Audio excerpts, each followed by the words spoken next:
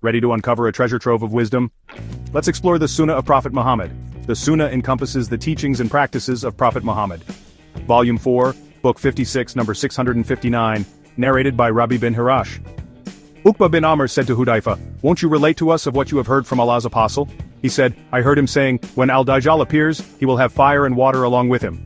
What the people will consider as cold water will be fire that will burn things. So if any one of you comes across this, he should fall in the thing which will appear to him as fire, for in reality it will be fresh cold water."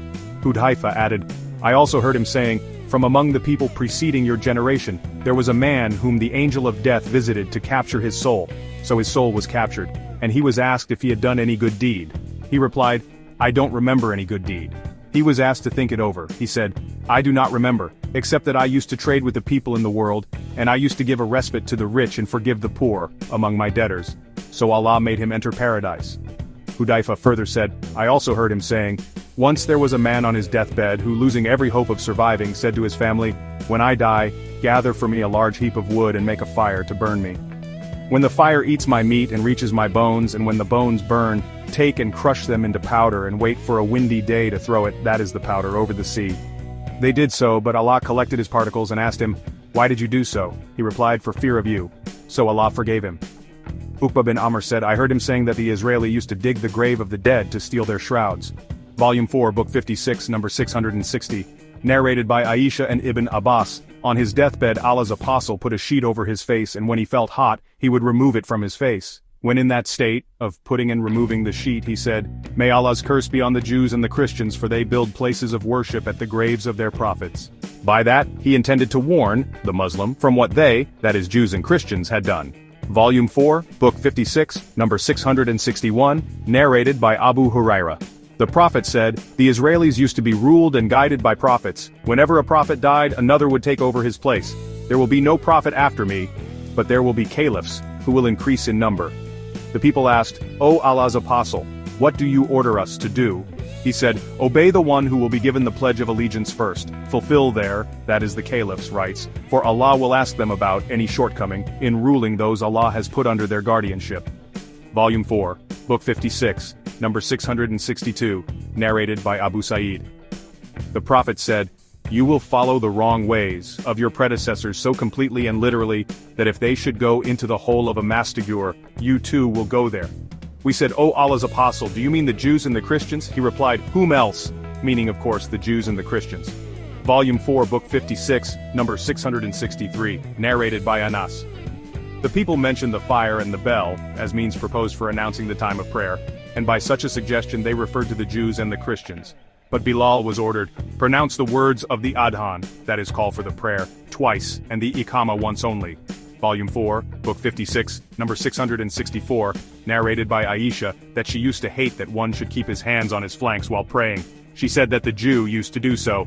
Volume 4, Book 56, number 665, narrated by Ibn Umar, Allah's apostle said, "Your period, that is the Muslims' period, in comparison to the periods of the previous nations, is like the period between the Asr prayer and sunset, and your example in comparison to the Jews and the Christians is like the example of a person who employed some laborers and asked them, 'Who will work for me till midday for 1 kirat each?' The Jews worked for half a day for 1 kirat each. The person asked, 'Who will do the work for me from midday to the time of the Asr prayer for 1 kirat each?' The Christians worked from midday till the Asr prayer for 1 kirat. Then the person asked, 'Who will do the work for me from the Asr till sunset for 2 kirats each?' The Prophet added, 'It is you, that is Muslims, who are doing the work from the Asr till sunset, so you will have a double reward.' The Jews and the Christians got angry and said, 'We have done more work but got less wages.' Allah said, 'Have I been unjust to you as regards your rights?' They said no. So Allah said, 'Then it is my blessing which I bestow on whomever I like.' Volume 4, Book 56, number 666, narrated by Ibn Abbas. I heard Umar saying, 'May Allah curse so-and-so.' Doesn't he know that the Prophet said, 'May Allah curse the Jews, for though they were forbidden to eat fat, they liquefied it and sold it.'" Volume 4, Book 56, number 667, narrated by Abdullah bin Amr. The Prophet said, "Convey my teachings to the people even if it were a single sentence, and tell others the stories of Bani Israel, which have been taught to you, for it is not sinful to do so, and whoever tells a lie on me intentionally will surely take his place in the hell fire." Volume 4, Book 56, number 668, narrated by Abu Huraira. Allah's apostle said, "The Jews and the Christians do not dye their gray hair, so you shall do the opposite of what they do, that is dye your gray hair and beards." Volume 4, Book 56, number 669. Narrated by Jundub. Allah's apostle said, "Amongst the nations before you there was a man who got a wound, and growing impatient with its pain, he took a knife and cut his hand with it, and the blood did not stop till he died. Allah said, 'My slave hurried to bring death upon himself, so I have forbidden him to enter paradise.'" Volume 4, Book 56, number 670, narrated by Abu Huraira, that he heard Allah's apostle saying, Allah willed to test 3 Israelis who were a leper, a blind man, and a bald-headed man. So he sent them an angel who came to the leper and said, "What thing do you like most?" He replied, "Good color and good skin, for the people have a strong aversion to me." The angel touched him and his illness was cured, and he was given a good color and beautiful skin. The angel asked him, "What kind of property do you like best?" He replied, "Camels, or cows." The narrator is in doubt, for either the leper or the bald-headed man demanded camels and the other demanded cows. So he, that is the leper, was given a pregnant she-camel, and the angel said to him, "May Allah bless you in it." The angel then went to the bald-headed man and said, "What thing do you like most?" He said, "I like good hair and wish to be cured of this disease, for the people feel repulsion for me." The angel touched him and his illness was cured, and he was given good hair. The angel asked him, "What kind of property do you like best?" He replied, "Cows." The angel gave him a pregnant cow and said, "May Allah bless you in it." The angel went to the blind man and asked, "What thing do you like best?" He said, "I like that Allah may restore my eyesight to me, so that I may see the people." The angel touched his eyes and Allah gave him back his eyesight. The angel asked him, "What kind of property do you like best?" He replied, "Sheep." The angel gave him a pregnant sheep. Afterwards, all the 3 pregnant animals gave birth to young ones, and multiplied and brought forth so much, that one of the 3 men had a herd of camels filling a valley, and one had a herd of cows filling a valley, and one had a flock of sheep filling a valley. Then the angel, disguised in the shape and appearance of a leper, went to the leper and said, "I am a poor man, who has lost all means of livelihood while on a journey. So none will satisfy my need except Allah, and then you. In the name of him who has given you such nice color and beautiful skin, and so much property, I ask you to give me a camel so that I may reach my destination." The man replied, "I have many obligations, so I cannot give you." The angel said, "I think I know you. Were you not a leper to whom the people had a strong aversion? Weren't you a poor man and then Allah gave you all this property?" He replied, "This is all wrong. I got this property through inheritance from my forefathers." The angel said, "If you are telling a lie, then let Allah make you as you were before." Then the angel, disguised in the shape and appearance of a bald man, went to the bald man and said to him the same as he told the first one, and he too answered the same as the first one did. The angel said, "If you are telling a lie, then let Allah make you as you were before." The angel, disguised in the shape of a blind man, went to the blind man and said, "I am a poor man and a traveler whose means of livelihood have been exhausted while on a journey. I have nobody to help me except Allah, and after him, you yourself. I ask you in the name of him who has given you back your eyesight to give me a sheep, so that with its help I may complete my journey." The man said, "No doubt I was blind and Allah gave me back my eyesight. I was poor and Allah made me rich. So take anything you wish from my property. By Allah, I will not stop you for taking anything you need of my property, which you may take for Allah's sake." The angel replied, "Keep your property with you. You, i.e. 3 men, have been tested, and Allah is pleased with you and is angry with your 2 companions. Eased with you and is angry with your 2 companions. Volume 4, Book 56, number 671. Narrated by Ibn Umar. Allah's apostle said, "Once 3 persons from the previous nations were traveling, and suddenly it started raining and they took shelter in a cave. The entrance of the cave got closed while they were inside. They said to each other, 'O you, nothing can save you except the truth, so each of you should ask Allah's help by referring to such a deed as he thinks he did sincerely, that is just for gaining Allah's pleasure.' So one of them said, 'O Allah, you know that I had a laborer who worked for me for 1 farak, that is 3 sas of rice, but he departed, leaving it, that is his wages. I sowed that farak of rice, and with its yield I bought cows for him. Later on when he came to me asking for his wages, I said to him, "Go to those cows and drive them away." He said to me, "But you have to pay me only a farak of rice." I said to him, "Go to those cows and take them, for they are the product of that farak of rice." So he drove them. "O Allah, if you consider that I did that for fear of you, then please remove the rock." The rock shifted a bit from the mouth of the cave. The second one said, "O Allah, you know that I had old parents whom I used to provide with the milk of my sheep every night. One night I was delayed, and when I came they had slept while my wife and children were crying with hunger. I used not to let them, that is my family, drink, unless my parents had drunk first. So I disliked to wake them up, and also disliked that they should sleep without drinking it. I kept on waiting for them to wake, till it dawned. "O Allah, if you consider that I did that for fear of you, then please remove the rock." So the rock shifted, and they could see the sky through it. The third one said, "O Allah, you know that I had a cousin, that is my paternal uncle's daughter, who was most beloved to me, and I sought to seduce her but she refused unless I paid her 100 dinars, that is gold pieces. So I collected the amount and brought it to her, and she allowed me to sleep with her.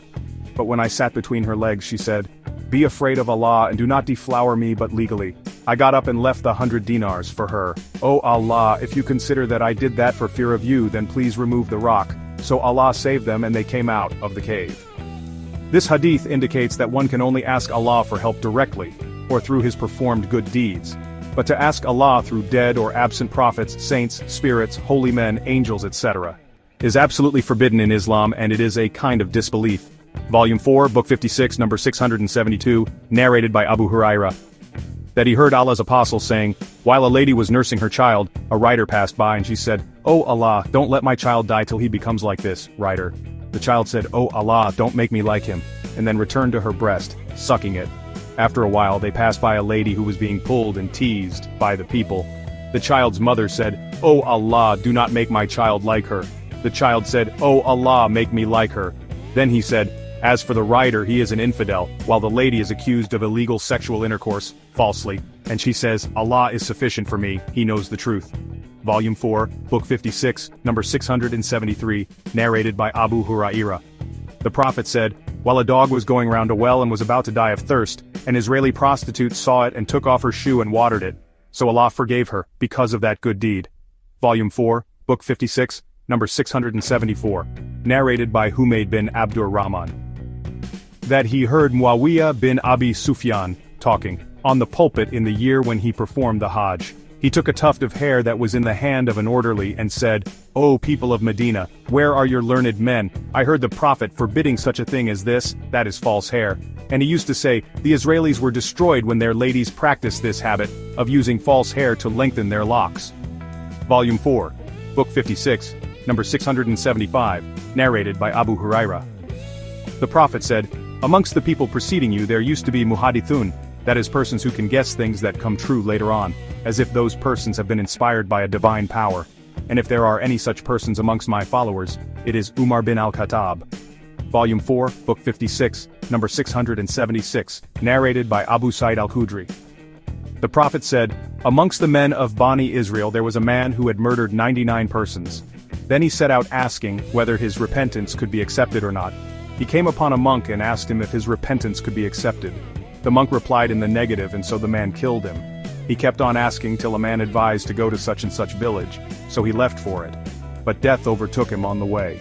While dying he turned his chest towards that village, where he had hoped his repentance would be accepted. And so the angels of mercy and the angels of punishment quarreled amongst themselves regarding him. Allah ordered the village towards which he was going to come closer to him, and ordered the village whence he had come to go far away. And then he ordered the angels to measure the distances between his body and the two villages, so he was found to be one span closer to the village he was going to, so he was forgiven. Volume 4, Book 56, number 677, narrated by Abu Huraira.